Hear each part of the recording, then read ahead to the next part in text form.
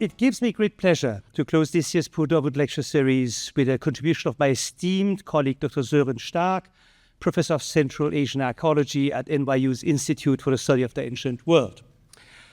Prior to joining the faculty of ISO, Dr. Stark was a junior fellow at the Excellence Class at Turquoise and taught at the Freie Universität Berlin. And I should mention that among his many editorial duties, I would like to single out two co-editorships. One is his co-editorship of Brill's prestigious Handbook of Oriental Studies, Section 8 on Uralic and Central Asian Studies, and he's serving on the advisory board of the journal Studies in Late Antiquity, Silk Roads, Archaeology and Heritage. I think I got it right. It's a very long one. Professor Stark's research is wide-ranging and focuses on the entangled cultures of Central Asia from the Hellenistic period to late antiquity and the early medieval times. Within this expanse, his research foregrounds transregional networks, the sophisticated culture of pastoral nomadic populations, and the flow and movement of ideas, crafts, and objects reaching across Eurasian steppes, all the way to China and its western confines. These entanglements, again, Professor Stark reifies in order to, now I have to find the last word, to gauge the impact upon the formation of discrete cultural practices and the historical individuation of regional polities. Professor Stark has authored and edited a great many impactful volumes and articles, 70 articles in total, if I'm not mistaken, tantamount to the total page number I have hitherto published myself. Beginning with his stunning work on the history and archaeology of old Turkic polities in Central Asia between the 6th and 8th century CE, called Die Alttürkenzeit in Mittel- und Zentralasien, Archäologie und historische Studien, published in 2008 with the Reichert Verlag. The excellent co-edited volume Nomads and Networks, the Ancient Art and Culture of Kazakhstan, which emerged from an excellent exhibition of the same name at the Institute for the Study of the Ancient World, published with Princeton University Press in 2012, and Transoxanien nach dem Tanquillo des Wangpu, Übersetzung Kommentar, a selection of Chinese historical chronicles on Transaxian polities, including Tukharistan and Samarkand from the history of the Tang dynasty, compiled by Wang Pu and presented to Emperor Taizu of the Song dynasty in 1961. This book was published in 2009. Aside from a very rich academic publication agenda, Professor Stark has also been a veritable force on the field.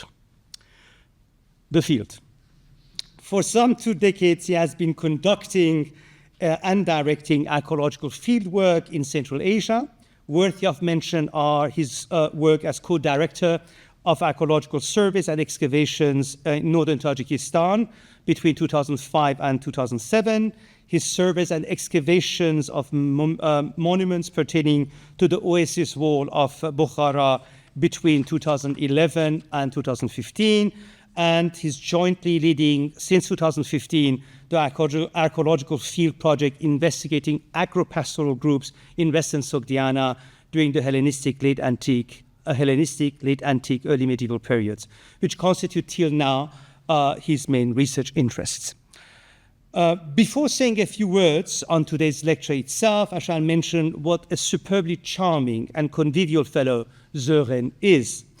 I have known him, to my regret, only furtively over the past years, but had the pleasure of making recently his acquaintance in very fine society in the alpine landscape of Tyrol, partaking of strong drinks on an ice-cold terrace that was merely clad with the first snow of the winter, while attempting, both of us, to make jointly sense of the most charming but at times elusive Alemannic vernacular of our interlocutors, the 2 of us together managed. His lecture today exemplifies his capacious approach and reinvestigates, on the strength of recent archaeological discoveries from Central Asia, the role of the Silk Road as an early paradigm of globalization. This study he is undertaking paradigmatically on the strength of recent archaeological discoveries from the city of Bukhara, one of the least investigated city nodes along the Silk Road, which he is currently conducting under the auspices of a joint Uzbek-American expedition.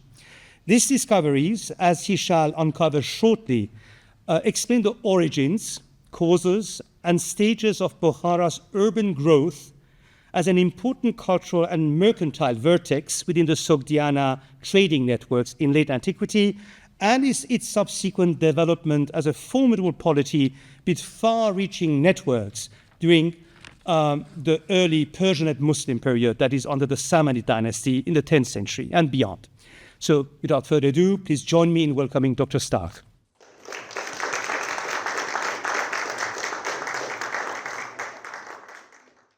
Thank you so very much, Raim, for this incredibly generous introduction. Little did I know when we were standing on that terrace. But here we are. I would also like to thank the Potawun Institute for the Study of the Iranian World and the Center of Global Antiquity here at UCLA for the kind invitation, and of course all of you for being here today.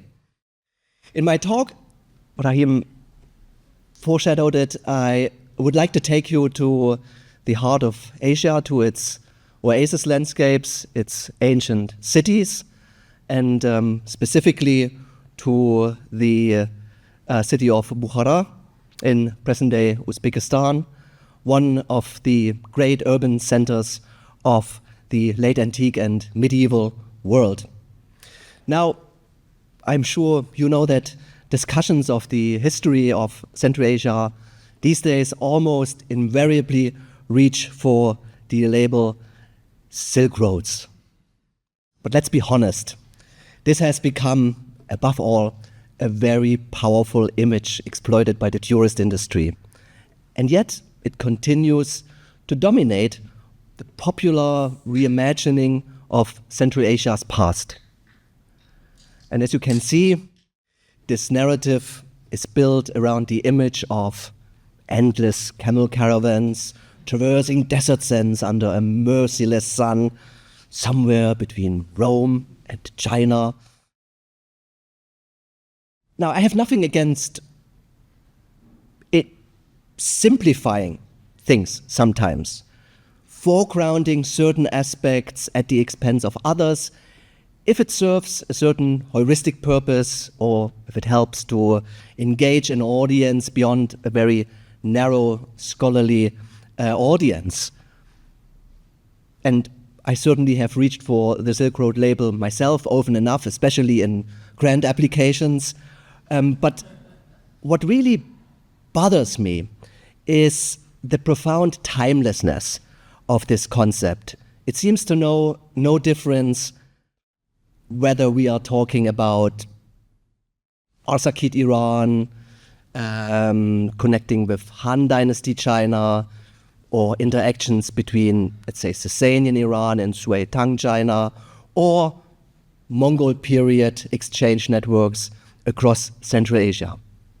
It's always the same kind of caravans that are imagined, and maps always show, in principle, the same routes and the same cities involved.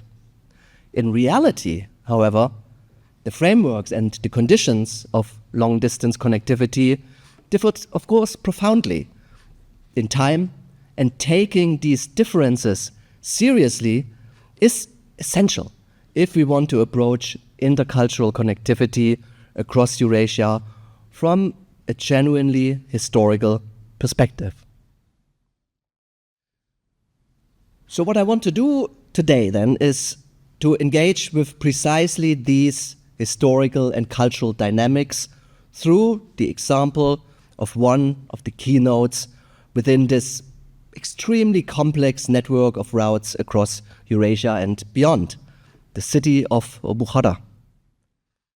And as Raim has mentioned, the foundations for this historical journey, stretching from antiquity into the early Islamic period, are fresh archaeological data from 6 seasons of archaeological excavations carried out since 2020 by the Uzbek-American Expedition in Bukhara, a collaboration between the Samarkand Institute of Archaeology, which is represented by my co-director and friend Jamal Mirzaakhmedov, and the Institute for the Study of the Ancient World at NYU.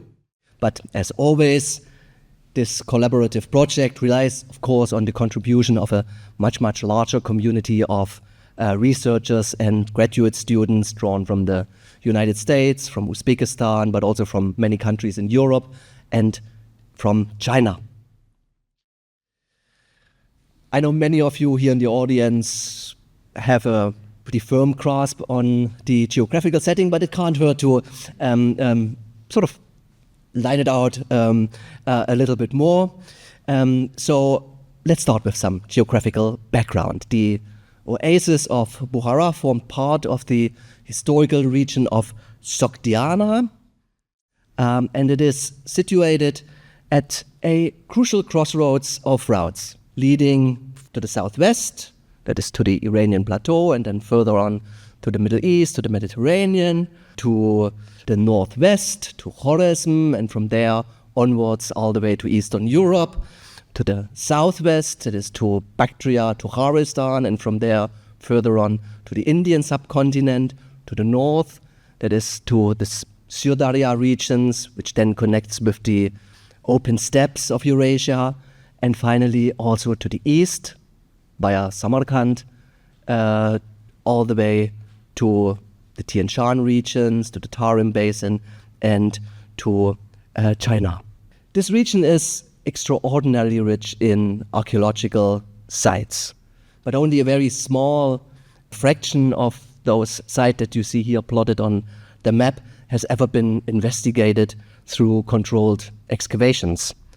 Now, it may seem paradoxical, but of all the major archaeological sites in and around the present-day oasis, the one least systematically explored is actually the center of the oasis, the city of Bukhara. And there are two main reasons for that, and you will see visually immediately why that is. Unlike many other major cities in the region, like Samarkand, like Merv, for instance, present-day Bukhara is still situated on the very same site as was the settlement in antiquity and in the Middle Ages. And the second reason is that layers dating to the early phases of the city's history are difficult to reach. They lie buried under many meters of later deposits, and you will hear more about that later on. And the very earliest cultural horizons are typically situated actually below the present-day water table. This will also come up somewhat later in my talk. So these are really the two main reasons why, compared to other cities, Samarkand, Merv, for example, Bukhara is relatively little known with regard to its early history, antiquity, late antiquity, the early Middle Ages. This is now changing thanks to our ongoing excavations in the very heart of the city at an exceptionally prominent spot just to the north of the congregational mosque you see here in this drone footage. This spot was formerly occupied by a small tourist bazaar, which in 2018 was slated for demolition to make way for a multi-story new tourist mall, really a telling symptom of this very fast-growing Silk Road tourist industry in the country. Fortunately, UNESCO stepped in, prevented the building of this bazaar prior to archaeological investigations, and that gave the opportunity for rescue excavations at this really important location. These investigations were first initiated by our Uzbek colleagues, And I was kindly invited in 2020 to join this effort, an invitation for which I remain deeply grateful, since working together with a strong team of specialists towards what really is the first systematic and evidence-based early history of a city of such historic significance is really every archaeologist's dream, I suppose. But why is this area we're excavating so significant? Let me briefly outline the main components of the old city's topography. The medieval settlement consisted of three parts. First, the citadel, which housed the seat of power over the city, of course, but also over the broader region. Then we have the old inner city, known in medieval sources as Shahristan or Isari Darun or Medina, and finally a suburban zone, the Rabat. Now, to understand the early history of settlement in this area, one needs, above all, to understand the development of both the citadel and the inner city. The citadel has, in fact, been the subject of intermittent, large-scale investigations in the 1970s, and more recently by a French team. But these efforts are hampered by the sheer depth of accumulated cultural layers amounting to a total of 18 meters. And as a consequence, you can see that here in the profile, the lower strata yield only tiny snapshots of probes of 1 to 1 or 2 to 2 meters, far too small to give a coherent picture of the ancient occupation in this area. The old inner city, by comparison, is far more promising to investigate, although with some 7 to 8 meters of deposits below the present-day surface and above the water table, the thickness of archaeological deposits remains considerable. Fortunately, we have a reasonably clear picture of where the old city was situated, because it still shows up quite clearly in the present-day contour map. And we also do have a number of 10 to 12th century sources, in particular the Tarikh-i Bukhara, that give us a good basic understanding of the general configuration of the inner city between the 8th and the 12th centuries of the Common Era. So by the time of the Arab conquest, Bukhara was entirely enclosed by its own wall, separated from the citadel but connected to it by a viaduct. The layout was notably regular, as you can see. That's interesting, suggesting some sort of planned foundation.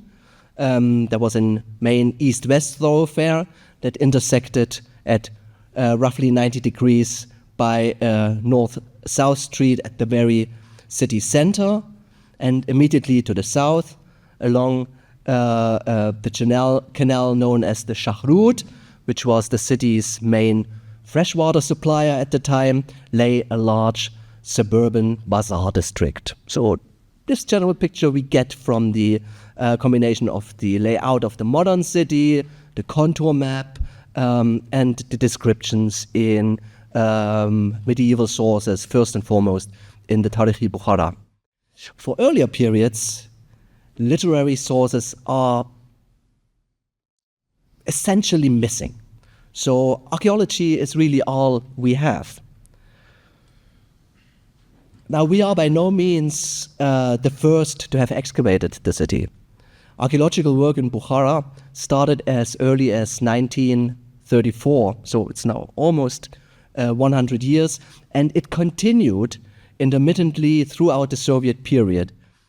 Much of it, however, was either relatively small in scale because of the constraints of the modern occupation, or, and as you can see, some of the areas were actually quite large, but this work was usually not documented in a very detailed way, much less published. Now, what makes our excavation area so valuable for the understanding of the process of urbanization in Bukhara is its position right next to this hill here, where we can expect an early settlement, because territory in this area of the Serafshan Delta is completely flat, so an elevation like that is clearly pointing to a settlement or continued settlement in this area. Then it is next to the main east-west thoroughfare, and we can expect somewhere in this area the old city wall. So these are all aspects that promised from the very beginning that this is an area that might give us really new insights into this process of urbanization of the city.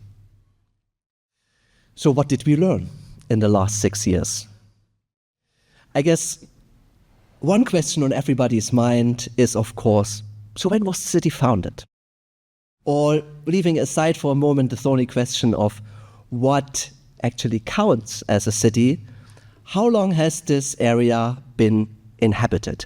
And I have to be honest with you, we cannot answer this question after 6 years. And I tell you why that is.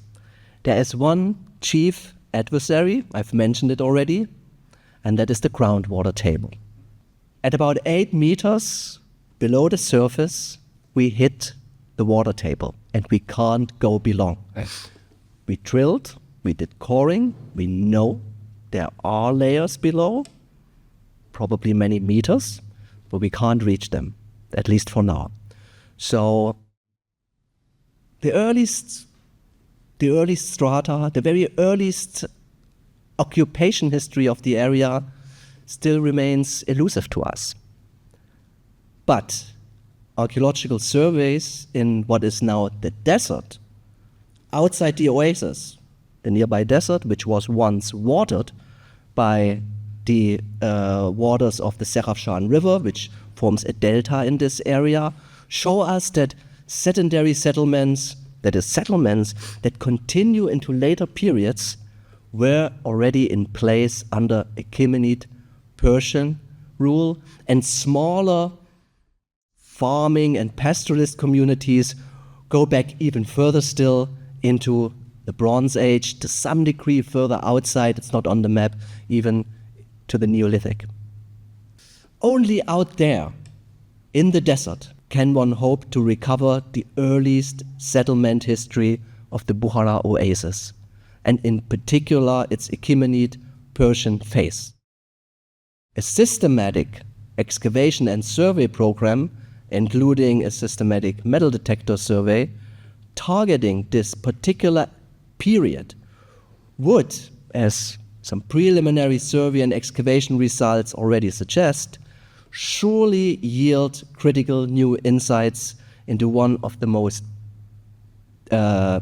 pivotal but still least understood phases of Central Asian history. So we know from test sondages, stratigraphic test sondages, that there are stratified settlements dating back to the Achaemenid period. Back in March, so just a few months ago, we went to the desert, we did a systematic metal detector survey, archaeological survey. There are plenty of settlements dating to the Achaemenid period. It would be a great project to actually do that in a systematic way. It's out there where we can actually trace this Achaemenid Persian phase in the Bukhara oasis, which would be a game changer to understand the role of the Achaemenid period in sort of the cultural process in southwestern Central Asia. But we're talking about the city today. In the city itself, we can tackle only slightly later, slightly younger, but no less interesting contexts. At roughly 4 meters below the present-day surface, to our great surprise, we hit a monumental fortification wall that, on stratigraphic, ceramic and radiocarbon evidence, dates to the early 3rd century BCE, that is the early Hellenistic period, the age of Alexander's successors. This fortress was later repaired, it was expanded. We excavated a monumental tower, probably the corner tower of a fortress. We have a pit house, we have bread ovens, tandirs, all belonging to the rebuilding phase. A tight series of radiocarbon dates places it in the 1st century BCE, and that's really a period we know, I would say, nothing about the political history of this region. It's the political history of Sogdiana, broadly speaking, or Bukhara in particular, of the 1st century BCE really is a blank. So this is archaeological evidence dating to the city. There was major fortification works going on at that time. We don't know the exact historical context though. But there are two more pieces of the puzzle that help us to understand what was going on in the early Hellenistic period at this far-flung corner of the Hellenistic world.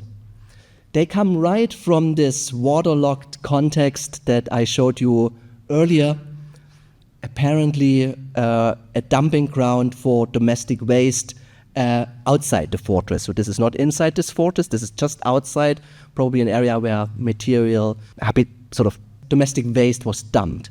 And it's right from where you see the arrow, basically, so where the water table starts, where we retrieved two objects that are probably my favorite items that we found in all those years.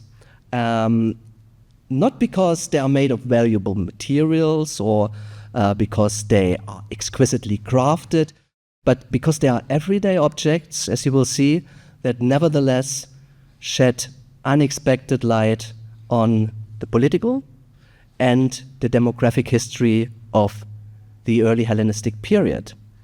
And here they are, these stellar objects, a fragment of a simple ceramic vessel and a loom weight. So you might ask, why are they so interesting? So let's first look a little bit closer at the ceramic vessel. You also see here the drawing. See, it's a base fragment of a shallow plate or bowl, but it stands out because of its central indentation, this circular indentation that you see here.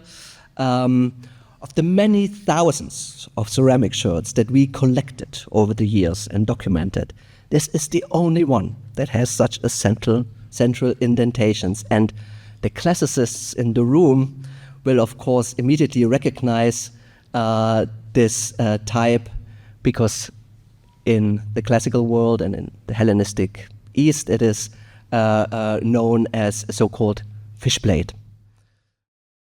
Such plates were probably used to serve snacks, dipped into some sort of sauce, hence this indentation in the center. So they are indicative of a particular cuisine, of a particular dining habit. I'm not saying that this is imported. Now, this is locally made, but it was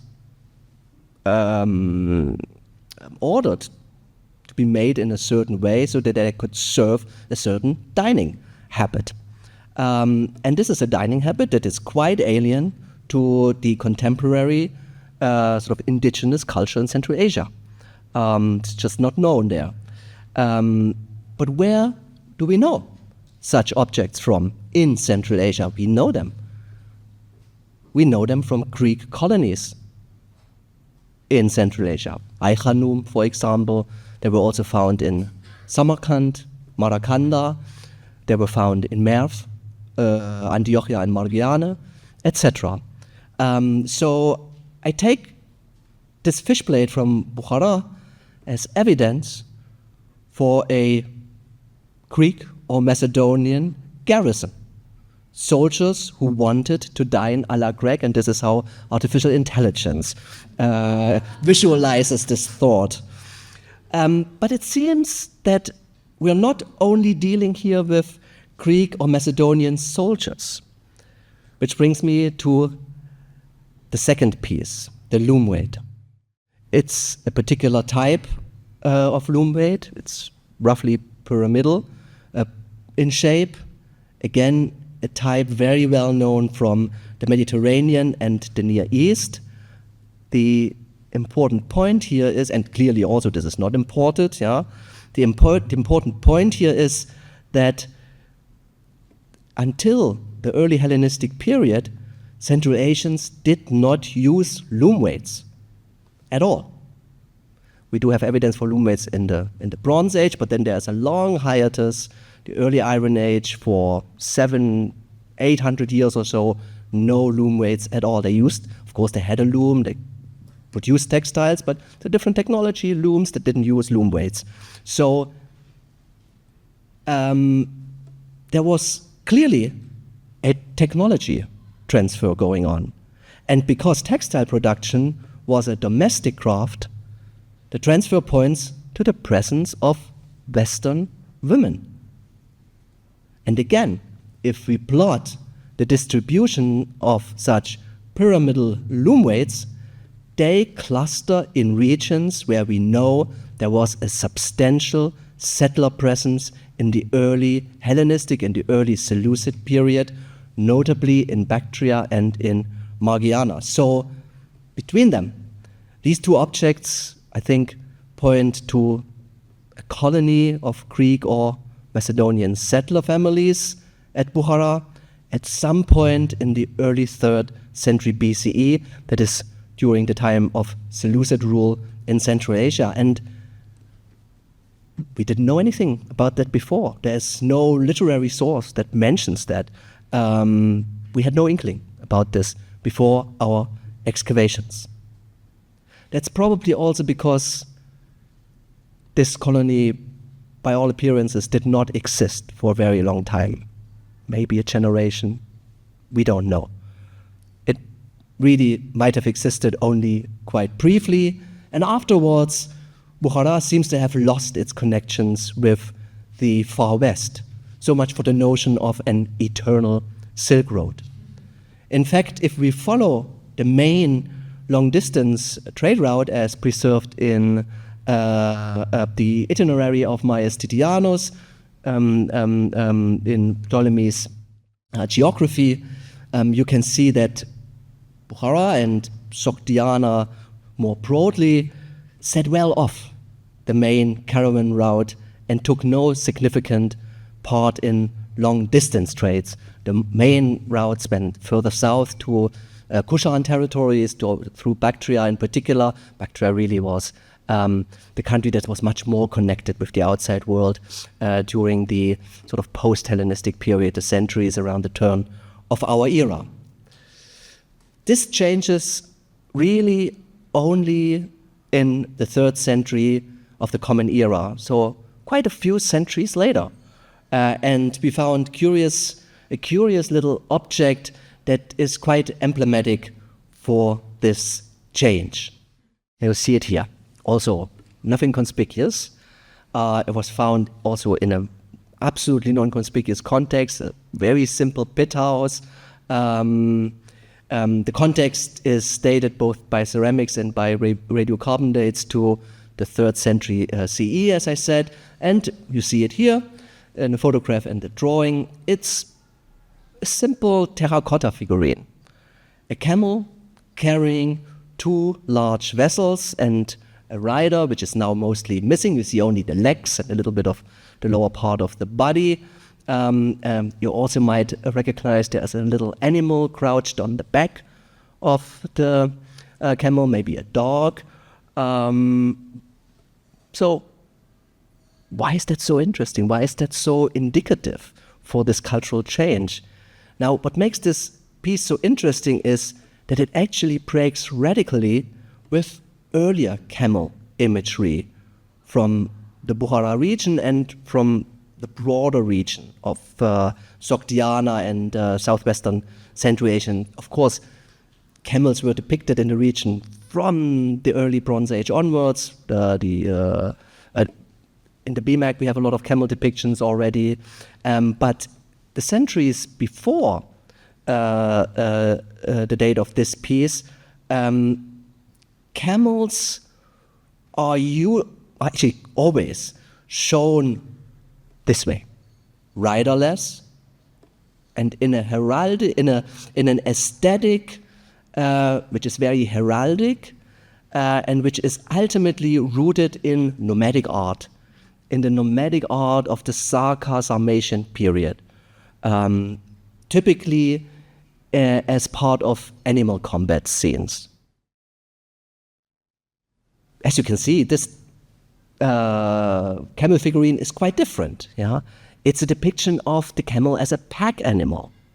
And it is actually the first depiction of a pack animal anywhere in Sogdiana. So, as such, it heralds the coming Sogdian dominance along the Trans-Eurasian trade routes all the way to China. So, this iconography ultimately links to all these Mingji that we know from Han period tombs with the depictions of very often of Westerners.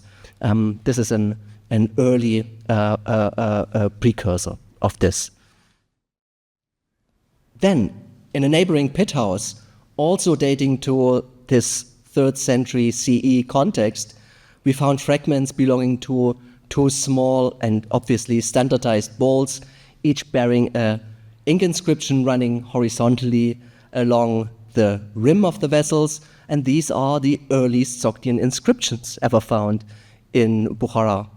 Unfortunately, as you can see here, they are barely legible, but like the camel rider figurine, these inscribed vessels mark a period of fundamental cultural and demographic change that starts at this time in the 3rd century CE. Rising trade, rising literacy, correspondingly larger place for commerce in the life of the community, developments that ultimately turn Bukhara into a city in the full sense of the word and into a major trading hub on the Silk Roads. And another striking find from the same 3rd century pit house context is this find here that we made only last year, a seal impression on a large storage vessel. You can see it depicts 2 priests flanking a fire altar with throne legs, a type that Fabrizio Sinisi has associated specifically with royal fires.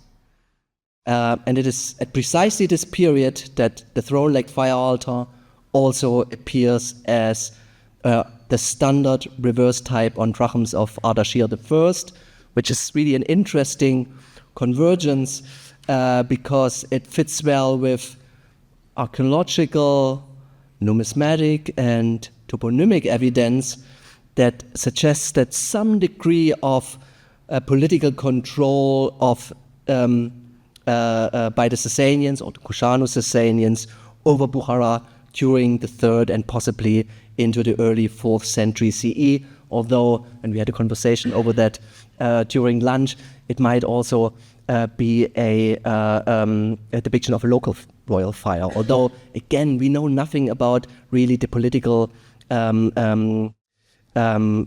framework, structures, conditions on the ground in the oasis of Bukhara during this period.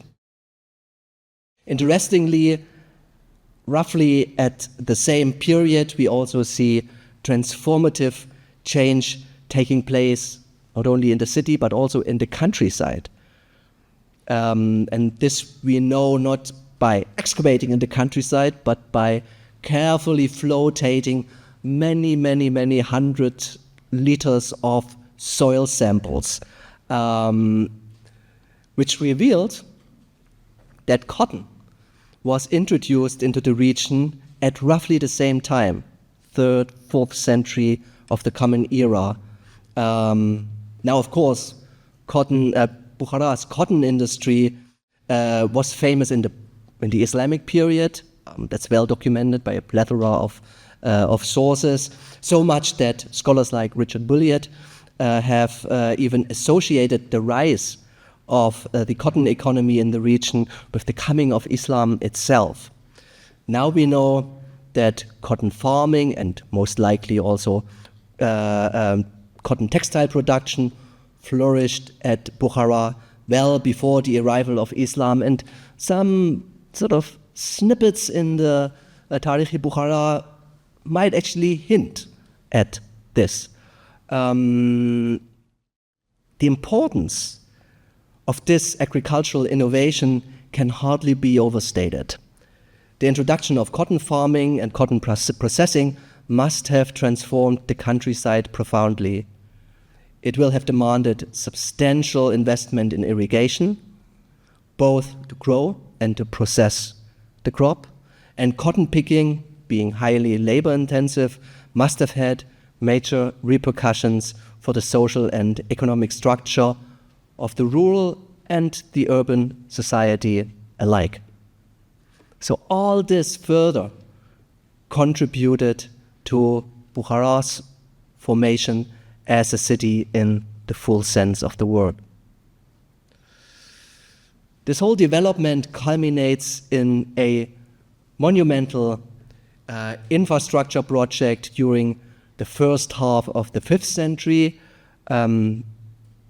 The drainage of the old canal that ran south of the former castle, the laying out of this regular street grid, and the construction of the first true city wall, visibly here in the image. Only from this point on, I think, we can speak of Bukhara as a true sort of Silk Road city. The specific historical circumstances behind this project remain, as always, unclear for the lack of detailed sort of literary sources that help us out. But I wonder, and this is pure speculation, whether it is somehow connected to Bahram Gur's campaign across the Amu Darya in 427-28. Be that as it may, our best evidence for long-distance connections across Eurasia does not come from monumental architecture. It actually comes from much, much less conspicuous contexts, namely from nearly 100 waste and sanitary pits, of which you can see a few here on the slide. They are many, many meters deep. Very often they're hitting the water table. They go deeper. We can't reach deeper. They are filled with a lot of waste, a lot of ceramics. We can date them because of the ceramics and other finds found there, because of coins, to the 10th and 11th century. At least this is the date of when they was last emptied, because periodically they were emptied, but they seem to date really mostly to the Islamic period. So mostly the Samanid and the very, very early Karaghanid period. And the Samanid period, I'm sure all of you know that here, is of course the period when Bukhara was the much celebrated capital of the Samanid dynasty, ruling the rich eastern lands of the Islamic world. As the Alibi famously puts it, the city was, and I quote, the meeting place of all nobility, the center of all authority, the place where the outstanding people of the age congregated, end of quote.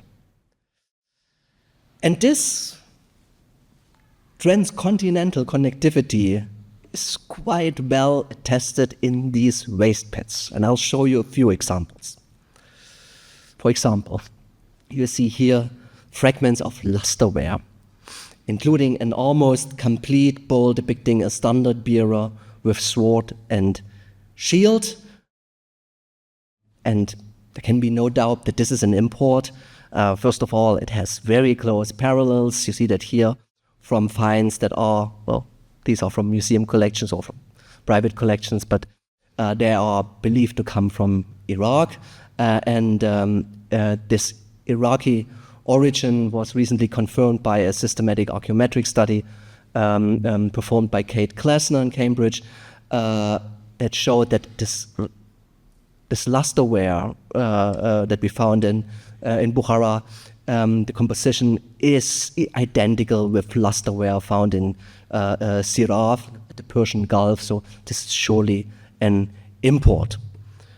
Pointing east, in turn, are finds of Song period porcelain and celadon, much less in quality than imports from the West.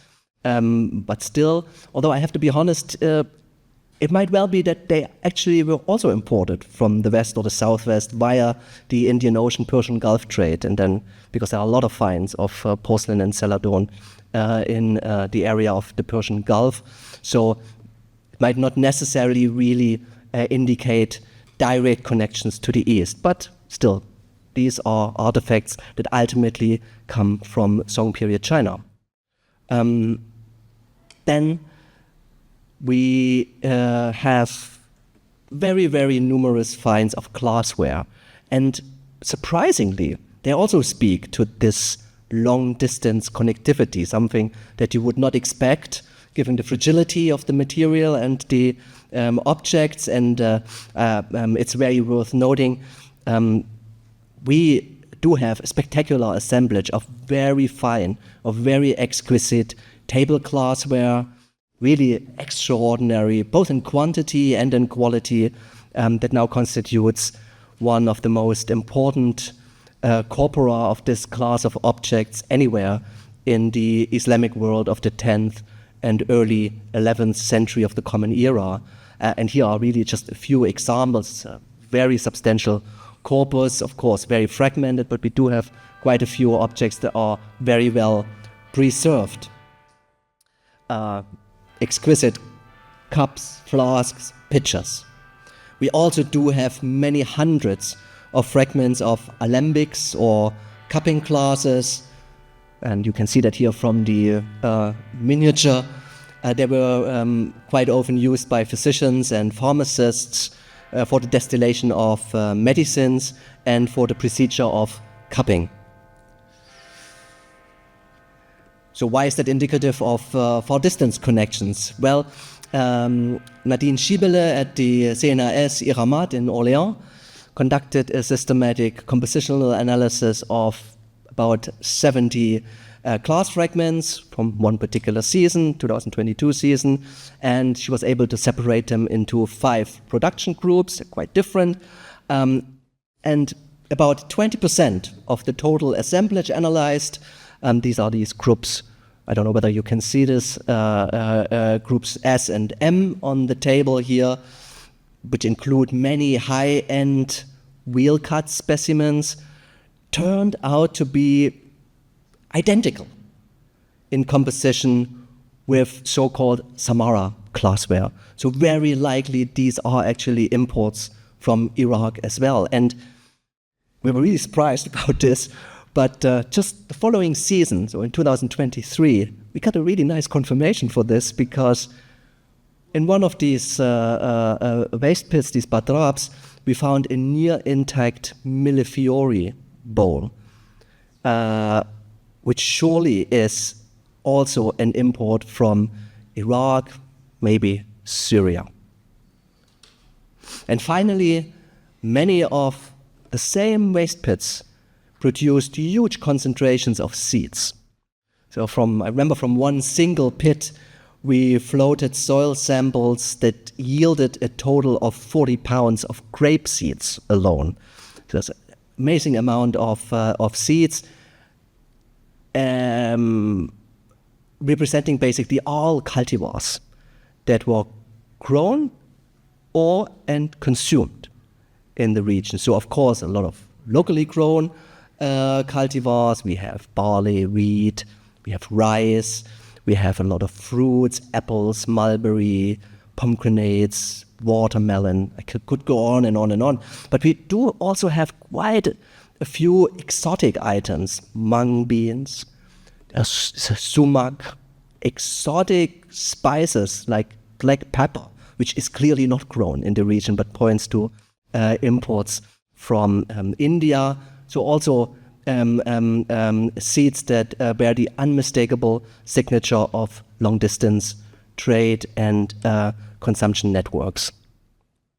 So in conclusion, over the, 1,400 years, our trenches let us trace connectivity and cultural exchange in Bukhara took many different forms, and not all of them can or should be filed under the single label of the Silk Roads.